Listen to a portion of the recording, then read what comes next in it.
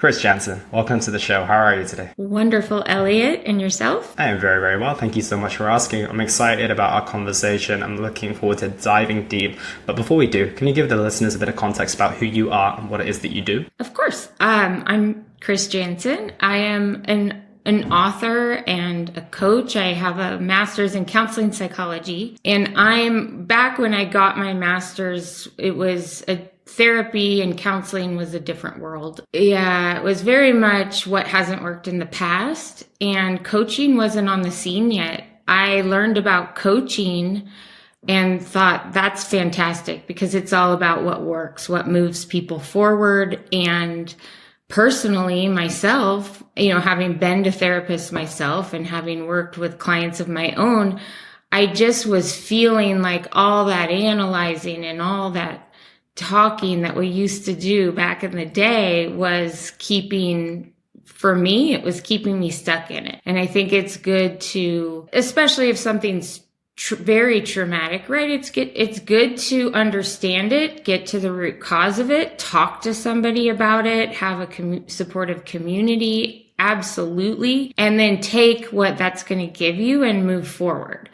Life, use what life gives you. Don't be used by it. Don't camp there. And so for me, coaching was all about that. It's all about moving forward. It's all about what works. And I went back to school and got my life coaching certificate and started working as a coach. That's a really interesting transition. I've not heard the idea of spending too much time kind of analyzing and going through past traumas and kind of feeling stuck there as a byproduct of that. Do you think that that's maybe one of the bigger challenges of traditional talk therapy? I know CBT is very, very popular at this moment in time, and the whole concept behind CBT is to go through those past traumas, kind of recontextualize them in a sense. Do you think that that can sometimes be not quite beneficial, or maybe it's beneficial to a degree, and then there needs to be a certain transition out of that? Yeah, I think the key word there is recontext. Actualize them. I can't say it as elegant as you do. That's the key, right? Understand it and then reframe it and then move forward. Then go get what you want. I'm also an author. So my book is called Living All In, How to Show Up for You, the Life You Want. And so that is the next part, right? What do you want? What is the life you want to live? And now let's map out how to do that. And how to show up for it, even when you don't want to. And that's the biggest part, right? And I think that that's right. The thing that we're going to discuss a little bit later as well. And I work with people all over the world with their health and fitness goals. And when you first meet someone, they're incredibly excited. They're incredibly motivated to get started. But as we all know, that doesn't last for very long. And this is the exact conversation I was having with my fiance in the gym. We were there on Friday, and we've been pretty committed to our nutrition plan, our training right now. And we were having a day where it would have been easier to skip. It was like that 5 p.m. time on a Friday afternoon. We weren't able to go in the morning, which is our traditional time. So we missed kind of our optimal time, and then we had to push it to later in the day. And for me, that was the moment where I was like, this session counts more than those 4 that we've already done this week, because this is the one that we don't want to turn up to. And I think that if we can get better at turning up when we don't want to, I think that that's one of the biggest keys to success. So I'm sure you can speak on that a little bit more. Right. And that's a practice. It's conditioning and repetition, especially when we don't want to. And the more we do that, and the more we do the hard things, and that could be, maybe it's not a workout. Maybe it's just a cold blast at the end of your shower, or if you have a cold plunge, something like that, right?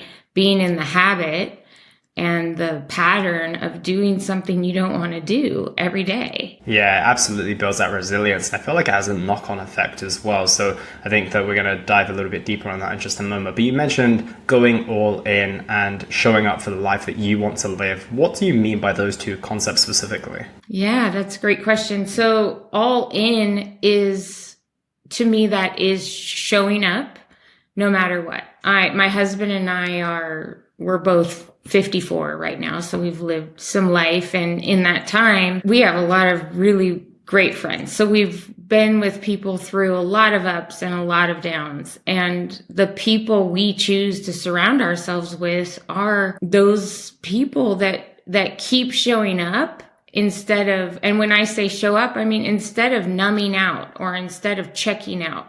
And that can look a lot of different ways. That can be an addiction. It can be just completely taking yourself out, or it can be on all like a different scale, right?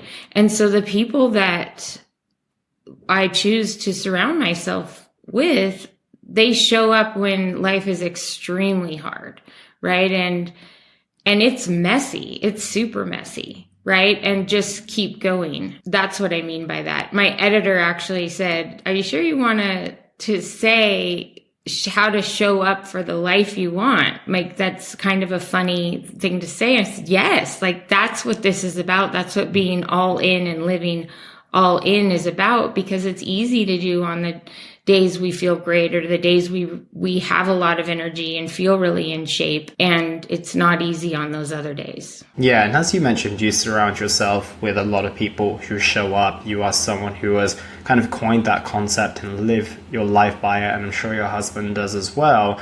And I want to get an idea of what the difference is between the decision to show up and those people who choose not to, because of quite often it is the harder choice in the short term, but it kind of leads us to the long-term position that we want to be in. So how do we get to a position where, even though we know it's the harder choice, like that cold blast, that gym session that we discussed, going sober or whatever it might be, how can we get ourselves to make the choice that we know is harder in the short term, but ultimately, we just don't want to do it in that moment, in many, many different times.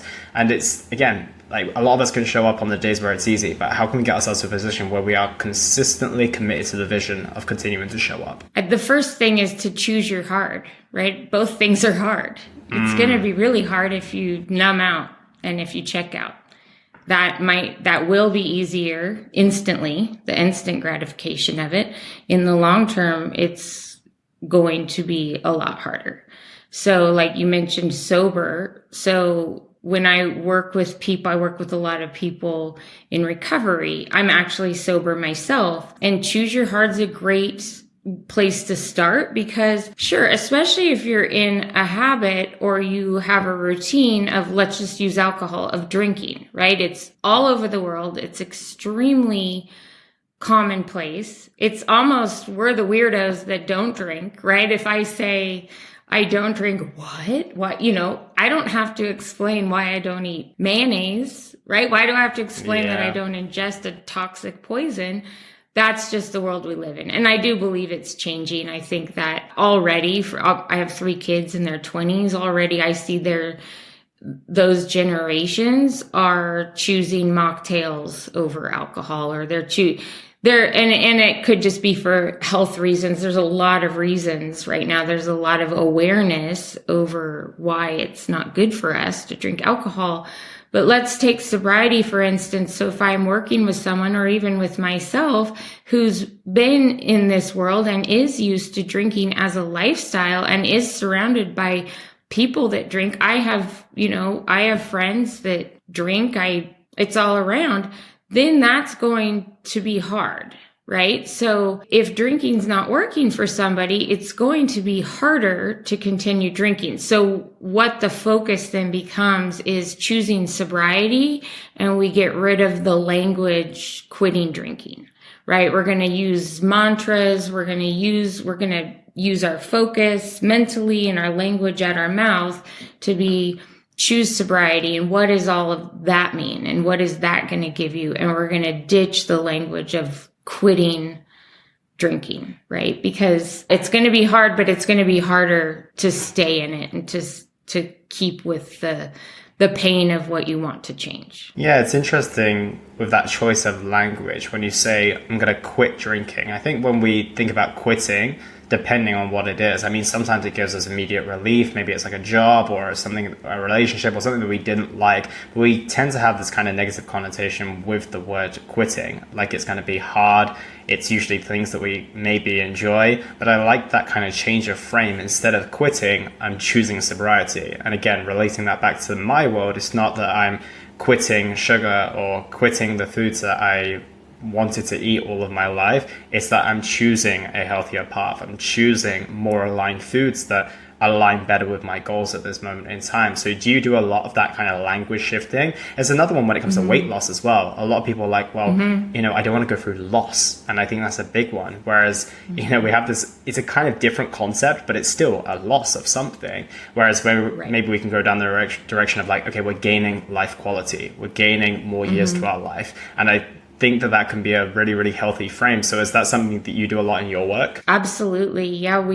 I actually, if I'm working with someone to lose weight, we call it gain lightness, if that's the goal. Gain lightness. Sometimes the goal is, I like what you said too. Sometimes the goal is to gain, it's for health reasons, right? Not necessarily pounds. Absolutely. Because we focus on what you're gaining and instead of what we're giving up. And that right there takes practice. That takes conditioning and repetition, right? Because it took a long time to get the narrative or become in love with the way we used to do things. So we have to be patient. It's going to take time to have a new narrative. So we've got to be really very extreme in the beginning. Mantras, Post-it notes all over the place, right?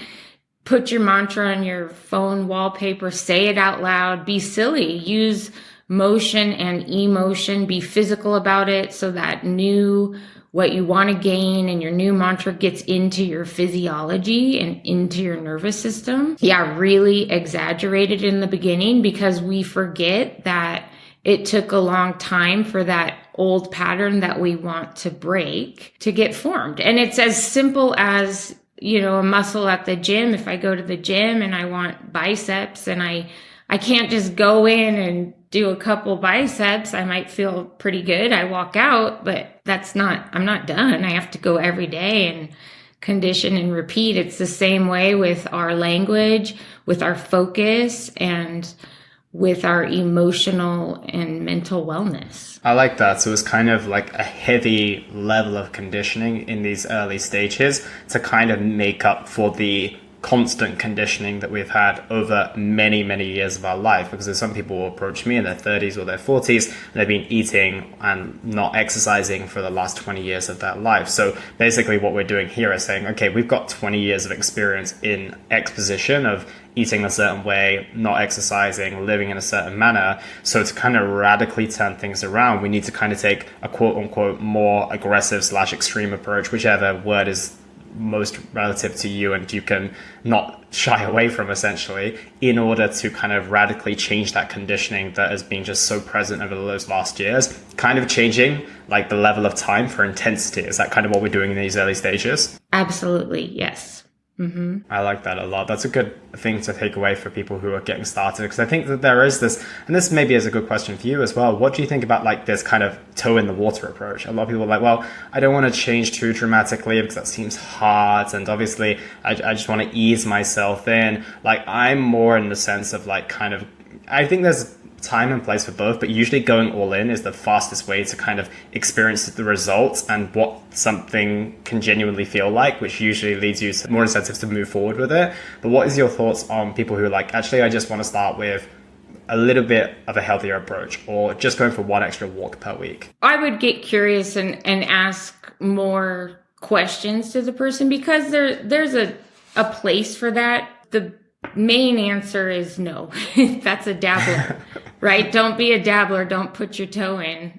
Be all in. And maybe that's going to look like if I'm working with someone, I'm going to find out maybe they have a really full plate. Maybe there's a lot going on. So maybe that looks like we'll be all in and we'll take some other things off, right? So that you can be all in on your new workout routine or whatever that is. I just don't think they're going to, if it's somebody that said they wanted this outcome, they're probably a driven person. They're probably an achiever, right? So I don't think they're going to be happy with one toe in the water. Most people that come to your podcast or to a life coaching session with me are not the toe type of people. They want to be all in. They just need a little bit of structure and a second voice to say, okay, here's how we're going to do that. Yeah, I like that a lot. And I think it's also allowing people to experience the benefits so that they get the reinforcement of the belief and this actually can work. Because I think of someone who says, maybe I'm going to start with being healthy for 2 days per week. If they do that for the course of, I don't know, 6 weeks, even 7 weeks, they're only going to have 14 days on track throughout the course of those 7 weeks. So the results they're going to see in 7 weeks, and that discounts what they're going to do in the other 5 as well, could take 2 weeks if they just committed to being on point for these first 14 days. So realistically, they're waiting to see the same results that they would see in 7 weeks in 2. And I don't know about you, but if someone says I can get results in 2 weeks versus 7, I'm going to choose that every single time as well. So I really like that approach of just saying, okay, well, maybe the reason why you just want to dabble here is because you don't know if you're going to be able to commit to it. So maybe we need to look at what's on your plate. Are there other reasons that people put up that resistance when they're getting started with something other than maybe everything that they've got going on? Typically, there's a couple things I want to say here. So typically resistance, I tell people when you feel resistance, that's a great action signal. Let's unpack that and get curious, because typically it means we are exactly where we're supposed to be, right? And that is where a lot of driven achievers will, instead of staying committed to the outcome, which I'll circle back to, a lot of us live at an excellent level, right? And we want to be at an extraordinary level. Well, so we're already here, but we want to go here. And there's that 2% shift, right? And so that 2% is where a lot of people, especially achievers or perfectionists, I don't use that word a lot, but just so people know what I'm talking about, will quit, plateau, move backwards, just stall out because something isn't the way they're at the level they're used to it being. And that's where the resistance is. So where the resistance is, I'm like, yes, this is where we're going to go, that 2%. We're going to push through it. We're going to move forward. We're going to do the hard thing. We're going to commit to the outcome, regardless how you feel. We're going to show up regardless how you feel and reach the goal, because that resistance, that level of difficulty does not mean it's time that you're not in the right place. It doesn't mean it's time to try something different. It means keep going. And so committing to the outcome, I think, is really important. I know that we talk about, as coaches and in the fitness community, we talk about, do we visualize the outcome or do we stay in the process of getting to the outcome? Where's the focus going to be, right? Well, it's a little bit of both. So the way I think about it and what works for my clients is to absolutely commit to the outcome. Right? While we're working on a goal, we're going to write that outcome down. Usually it's crystal clear. That's really important. It's very specific. We're going to write it in 1 or 2 sentences. It's not a whole paragraph. It's a very specific, crystal clear outcome. And then we're going to come up with, I walk people through it in the book and it's kind of long, but you come up with a strategy to get that outcome. The strategy can change, right? Those tactics, we can tweak the tactics. And successful people do many things that don't work, more things that don't work than do work on their way to their outcome. The thing that keeps them successful is they change the tactics and the strategy. They don't ditch the outcome. And it can be tempting to ditch the outcome, to go, especially if we're used to success and we are achievers. It can be easy to think, oh, I'm not in the right place. This resistance means I need to turn around. And like I said, that's where some people plateau. So that's where we as coaches can really help people move through that 2% and get the outcome. Yeah, I'm very curious about the things that stop people from that. And the thing that comes to my mind is people's decision making based on their feelings and their emotions. And I think that when I look at any type of industry or any field and any type of person as well, when it comes to people who maybe haven't really experienced an enormous amount of success in any given pursuit, all the way up to kind of the high achievers and the quote unquote perfectionists, like you mentioned, those people are generally pushed away from their goals due to how they felt or a certain emotion that kept coming back at them in a certain moment. How do we get to a stage where we don't allow our emotions and our feelings to dictate our decisions versus letting them kind of lead the way, essentially? How do we know when to say, okay, I need to listen to my intuition and my emotions, my feelings here, or on the other hand, maybe I just need to listen to the data, keep to the strategy, kind of quiet those emotions a little bit? Like, how do we navigate those conflicting interests, essentially? There's a part in my book that answers that question perfectly. So I came up with a little thing called the 4 Fs. So it's about curiosity. So when you feel it, a feeling's just an action signal. It's not the truth. It might be, but you have to get curious and ask, is this true? And sometimes we have to dig because our feelings, if we're at a heightened emotional state, we might want to say, yeah, that's true, right? They really made me mad, or I really don't want to go to the gym, whatever it is. Yeah, that's true. But then we need to ask, is it really true?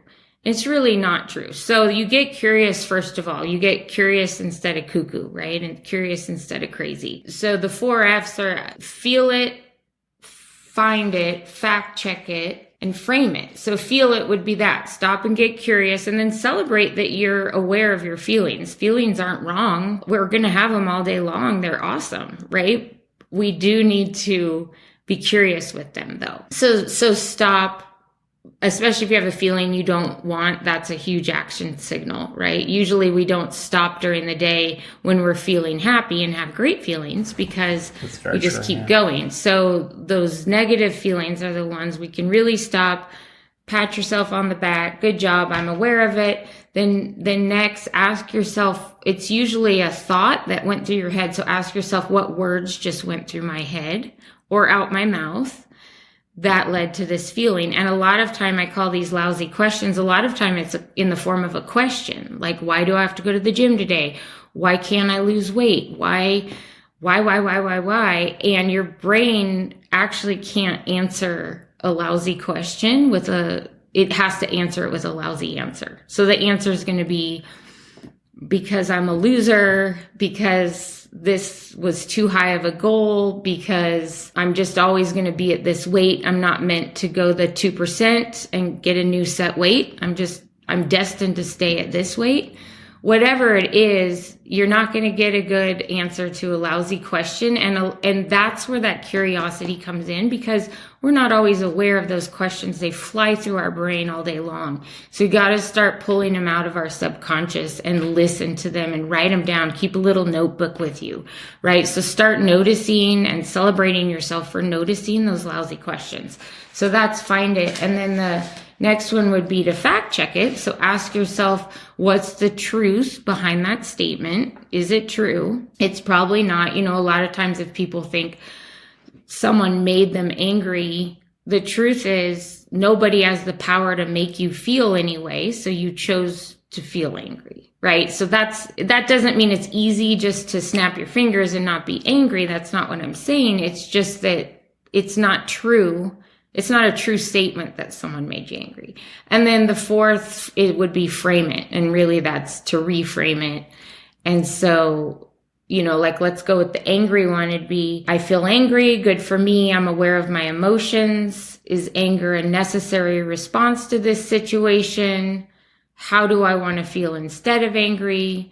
I can't control other people. What can I control? What emotion do I have the power to choose right now? And how will choosing that emotion make me feel? So that's a tactical way to answer the question about how we be curious about our feelings instead of following them, to stay committed to the outcome. Yeah, I was going to say, I assume that starts as quite a chunky process. It's kind of like learning to drive. And it's like, at first, okay, I need to think about the clutch. Then I think I need to think about the gas and the gear stick and everything like that. But eventually it all kind of comes together. Is that the same with that framework as well? You notice, you rationalize, you choose your path, et cetera, et cetera. I use that example all the time. It's a great example, right? It's that conditioning. The more you drive, then you're not thinking about the clutch and all these, the blinker and all these things, it's part of your physiology now. It's second nature. You've mastered the skill. Yeah, absolutely. And a big part of that is the self-awareness as well. Like you said, we should stop and tap ourselves on the back for actually being aware to identify that.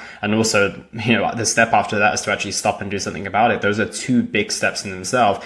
Do you have any advice when it comes to building a little bit more self-awareness? Because I think that that's probably one of the most underrated tools that any person, especially a high achiever, can have, because of their own biggest ceiling is essentially going to be themselves.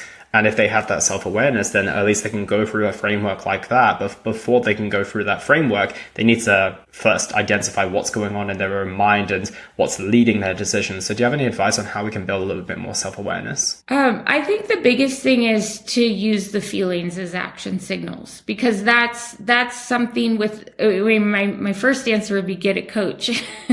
Because a coach, right, whether it's an athletic coach or a life coach, a results coach, mindset coach, a coach's job is to be on the sidelines and to see your strengths and see your blind spots and call out those limiting beliefs, right? And then you're aware of it. And so a coach, or even if you partner up with a friend and discuss this, hold each other accountable to calling out each other's limiting beliefs, right?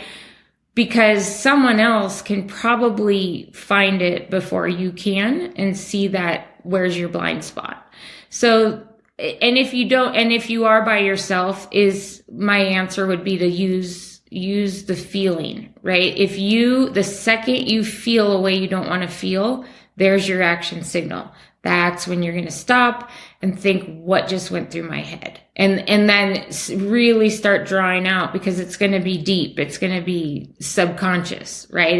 It's something that just flew through your brain. And so keep a notebook, start writing those things down so you can be aware of them. And then once you start to be aware of them, it's like anything else. It becomes your new practice and you're going to get really good at it, right? And then I see this every day with clients. They put this into practice, and not instantly, but with repetition and conditioning, eventually their first thought is, they still have the thoughts, right? We're still going to have the thoughts we don't want to have. Of course, we're human, but we're going to be able to catch them, and they're going to last seconds instead of hours. For sure. And that's pretty much the difference between you making a decision that takes you away from your goals or take you ultimately towards them as well. Do you find journaling to be another useful way of doing that, kind of getting your thoughts out on paper? Yeah, I think the physicality of writing pen to paper instead of computer, I have my clients do a notebook with a pen. That gets it into your physiology. Again, it helps you remember what you wrote. Yeah, absolutely. I think that would be a helpful one if someone, for example, is on their own, they haven't chosen to get a coach yet, and they don't feel like they have enough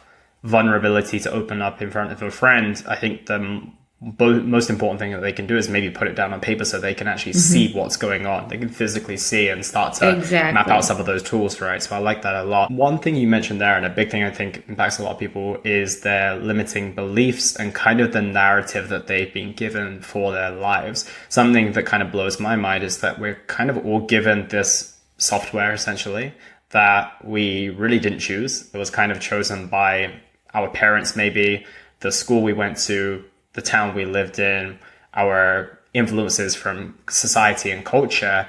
And that ends up either putting us in a really, really great position because it empowers us, it shows us what we're capable of, or it does the opposite thing. And it really depends on, a lot of different things. Like it's that, but it's also maybe like our internal psychological and physiological makeup, what we choose to do, our different experiences in life. So it's a kind of a bit of a chaotic mess in terms of what we are left with. And I think that then obviously the next step is like, well, what do we do with all of that? Because I think it holds a lot of people back. I know there's so many people who tell me, well, okay, my family's always been overweight. I've always been overweight. So it's never going to be something that I'm ever going to be able to achieve in my life. So when it comes to the narratives that we've been kind of given and the limiting beliefs that pretty much influence our day-to-day decision making, how do we start working on that chaotic mess that I just went through? Yeah, that's my favorite question. So chapter 4 in my book has a great exercise for that.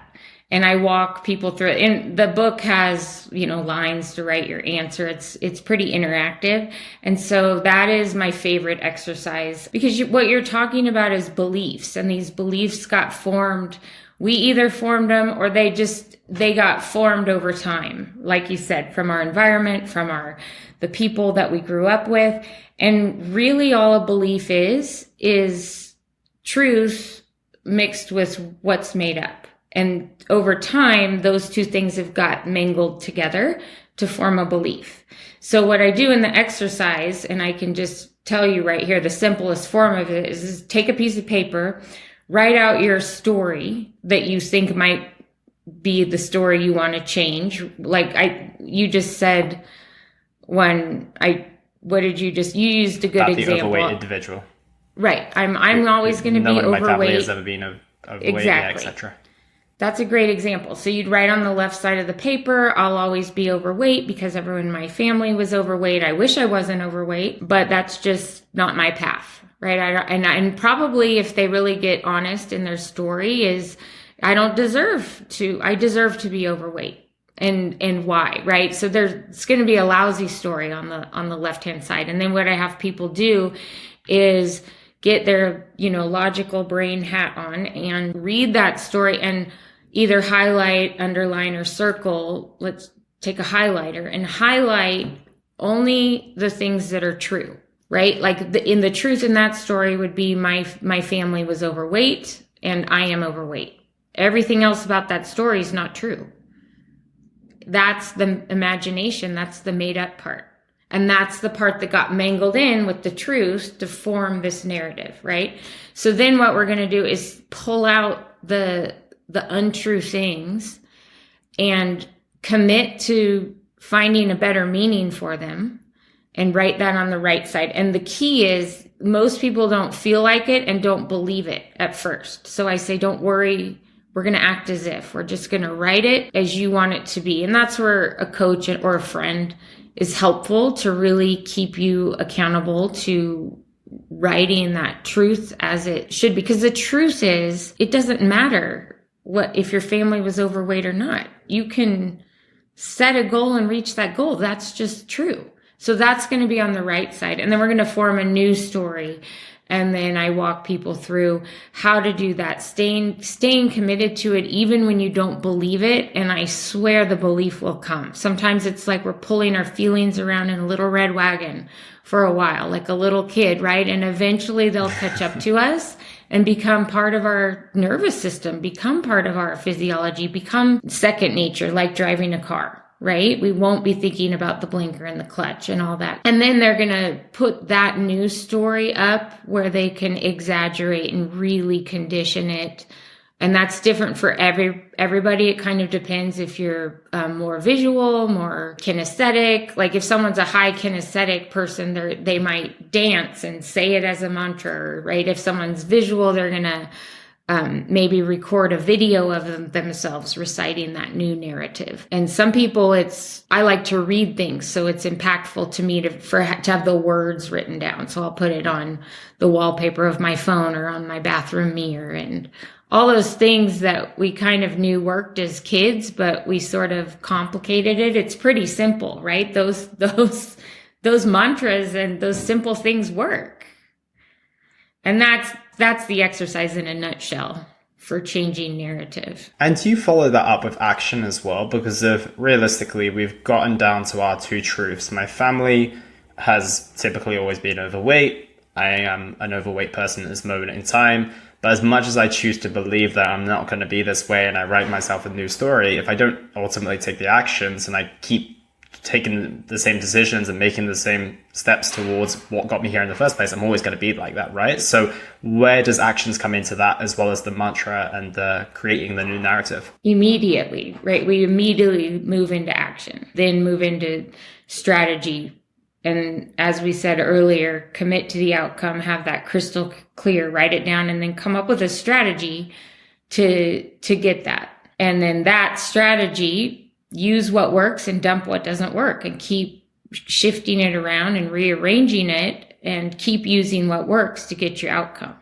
In this case, the outcome would be maybe it's a very specific goal of a weight that person wants to reach, to gain lightness, to weigh that amount, right? And if that's the goal, then there's got to be an action plan for it. And that action plan is not going to be perfect the first time you write it down. And that doesn't mean you can't still reach that goal. Yeah, and there has to be a level of kind of giving yourself grace not to be perfect. Again, perfectionism is another story, but to be perfect and get that plan in place from day one. I get this with my clients a lot. They're usually disappointed if they can't follow through on something for the first 2 or 3 weeks. And I'm like, what gave you this idea that you were going to be able to do this in the first place, right? And I don't know why. Maybe you can answer this question as well. Why is it that we go in with like literally zero self-belief in the beginning, but as soon as we choose to commit to being the healthy person who's going to go to the gym 5 times a week, or we're going to commit to being the person who builds this business, automatically we assume that we have every single tool possible in the exact perfect plan that we can do. We've literally gone from zero self-belief and never going to be able to do this to, okay, I'm going to do this 100% and it's going to go smooth from day one for the remainder of my days. Why do we do that? It's fascinating, right? I put a lot of that in the book I'm writing now. There's a lot on, why balance is not, if you have a teeter-totter, right, you have to be a perfectionist, which is not a great thing in order to balance something. So I like the word rhythm instead of balance, or navigating tension. But I think human nature, we make it the way we set up our rules.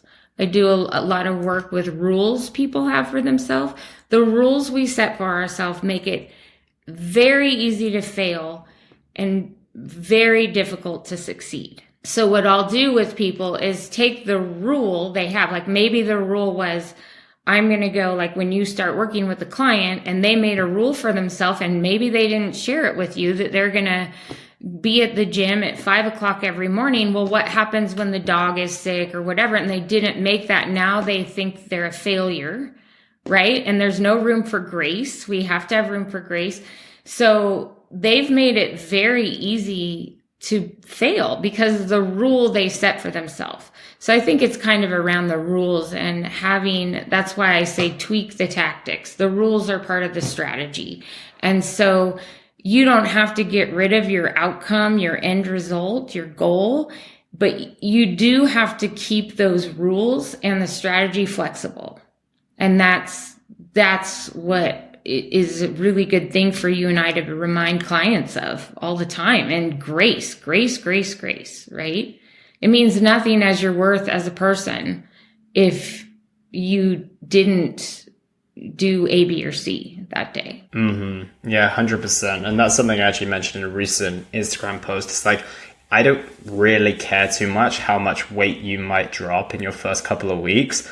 I care if you're still going to be committing to your plan in the next 3 to 6 months, because if you drop 3 to 4 kilos and you feel on top of the world and amazing, that's fantastic and it's beautiful. But it tells me nothing about how long you're actually going to commit to it. And that's actually what's genuinely going to tell me what your results are going to look like long term. You might get some short-term results, but I'm not here for short-term results. I'm here to get you into a position where you can have a healthy and fit body for as long as you wish to have it for. So I think that realistically, it's just about taking away so much kind of emphasis on being perfect. And a big thing I say to people is like, are you focusing on a score or a streak? And that's a concept that I like to have, is like, okay, we're keeping a score here. So every single day that you are in alignment with this healthy version of yourself, it's 1-0 to you.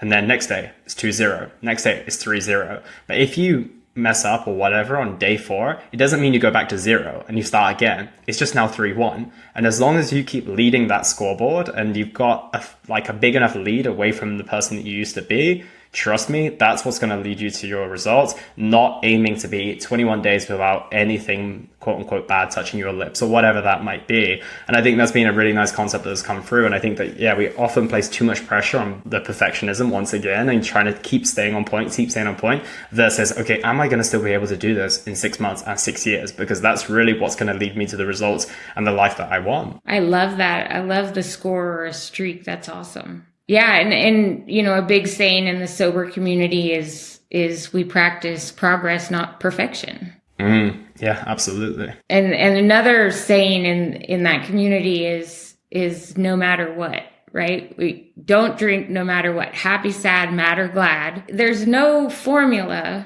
for having that kind of success. It's just the end result is no matter what, right? And if you're practicing perfection, that's not going to happen because you will not follow the rules you set for yourself every day, right? Doesn't mean you won't be tempted to set them. I still do that, right? I'm a achiever. I want to have rules, but I know that's not, yeah. Absolutely. And sometimes we can be trapped by our own rules, whether we even set them or not, or they're just beliefs that we think that we need to abide by. And they tend to make things, as you mentioned, it kind of comes back to those simple things that we were taught as kids. Sometimes we make things far more complicated than they need to be, when realistically we can loosen up the reins just that little bit, and it gives us this new lease of life. And all of a sudden things are just not as hard as they once were, which is incredibly valuable insight, but one that's probably not discovered enough. And something you've just mentioned a couple of minutes ago was the rhythm and kind of balancing, balancing tension, I think it was. Navigating the tension. Navigating the tension, exactly, versus using the word balance. So I'm curious, especially when it comes to those people who are striving for that 2%, those high achievers, those high performers, those perfectionists, is balance even something to be considering, or is that a term that we kind of need to leave behind? And do we need to put something in place that is more appropriate to what we're looking to achieve, like rhythm, like navigating the tension, for example? Is that a far better frame to look at things at, especially in the world of high achievement where it does seem most of the time unbalanced, to be completely honest? I've been practicing leaving it behind, the word balance. Yeah. It's a cadence, a rhythm, a dance, right? We're human beings. We wake up feeling different every day. So the more we strive to maintain an equilibrium, maintain a weight or a certain way we eat every day, we're setting ourselves up to be disappointed, right? And so it is progress, not perfection. It is 3 steps forward, half a step back.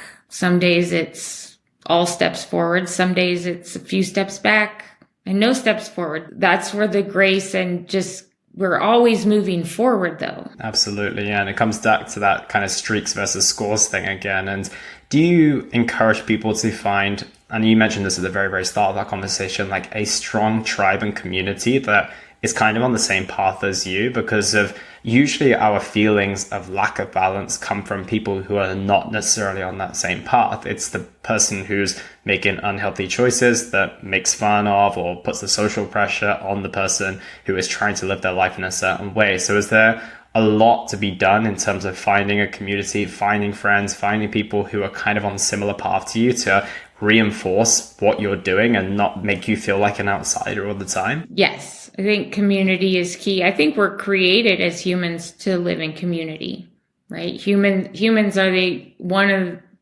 maybe the only species that as a baby, we absolutely cannot survive on our own, right? If a baby's just left, it won't survive, right? Somebody has to pick it up and feed it. And so we're created for community. And I think it's important to be around the people we want to be like. I think it's important to have mentors and mentees too, also to be always serving, always being a mentor to someone else, always be in contribution, be more of a contributor than a consumer. I think that is key. And absolutely, yes, be in a community but have that community be surrounded with people that you want to be like. And where do you find those types of people if potentially you've gone through your entire life with the same group of friends and you're starting to see that your interests don't align so much, but you're in that adult stage where making new friends seems just as daunting as leaving your old ones behind? I think that that's a real big challenge that a lot of people go through. It's like, okay, I've stopped giving up drinking. Now I have nothing in common with my old friends, but I actually don't have any new friends to go to. So what do I do? Do I just remain friendless, or what's the plan here? Well, you're leaving your comfort zone. That's leaving the comfort zone. Right? If you want to grow, which we're also created to grow, everything in nature grows or dies. So we have to leave our comfort zone to grow. So yeah, get uncomfortable and move, get new friends, get in a community. If you have fitness goals, have a community of people with those similar goals. They're all over the place too. Like if anybody tells me, I actually have had a client say, well, I just don't have any friends and I can't find them. And I just call bullshit. Like, that's not true. There's people everywhere. You can find people that are at the level you want to be at, and you can get out of your comfort zone. And my husband and I have moved from towns. We moved from California to Colorado recently. We're always growing and looking for where our next place of service is, and we get uncomfortable, and it does suck for a while. And then we start getting comfortable and do it all over again. But there's I'm sitting at my desk, and do you know who Jimmy Chin is? He's a mountain climber.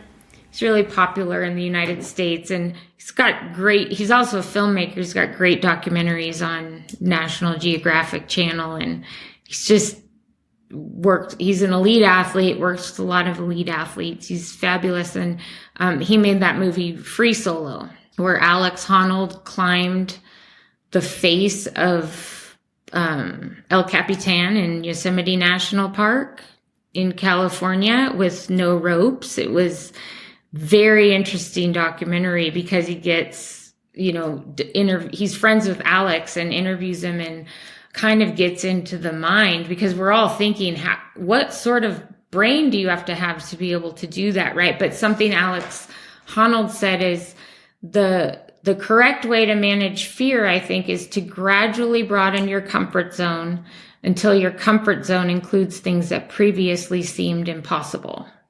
And so that's the answer to finding supportive friends. They absolutely are. And I think, like you said, it's kind of just channeling that inner fear of the rejection, of the what if they don't like me and all of that type of stuff, but also recognize that probably 90% of people that you're going to approach, especially if you're kind of trying to look at people at that same kind of stage in their journey that you are, will be thinking the exact same thing. Maybe you're going to experience a little bit more rejection if you go for the person that you admire the most, who's like the expert in your field. You might not be able to reach them, but maybe you just want to take one step above where you are first, or start to meet people who are kind of on that level, and maybe they can introduce you to someone else as well. So yeah, I like what you mentioned in the sense of just saying, okay, there isn't any reality to this. You've just got to go out there and do it. And there's probably over 8 billion people in this world. So there's probably one or two people that you can make your friends. So I think it's a nice closing note. And I've got a couple of final questions for you today, Chris. It's been a really fascinating conversation. The first that I have for you is, what impact do you want to have on the world with the work that you do? Great question. It's hard to answer that without bringing my faith into it. So bring it in.